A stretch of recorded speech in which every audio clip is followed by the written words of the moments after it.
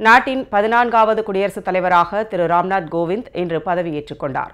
அவருக்கு உச்சநீதிமன்ற தலைமை நீதிபதி ஜெயத் கெஹர் பதவி பிரமாணம் செய்து வைத்தார்.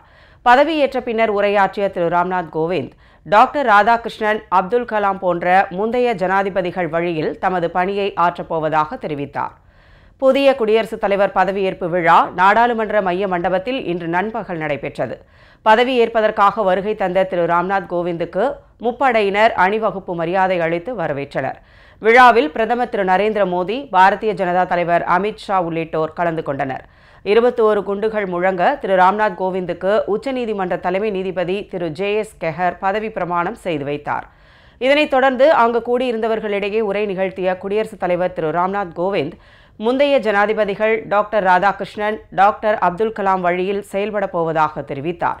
எளிமையான குடும்பத்தைச் சேர்ந்த தமக்கு அளிக்கப்பட்டுள்ள இந்த பதவியை பணிவுடன் ஏற்றுக்கொள்வதாகவும் அவர் தெரிவித்தார்.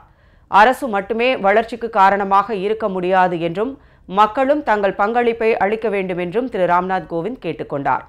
விழா முடிவடைந்தவுடன் திரு பிரணாப் முகர்ஜி அனைவரிடமும் விடைபெற்று சென்றார்.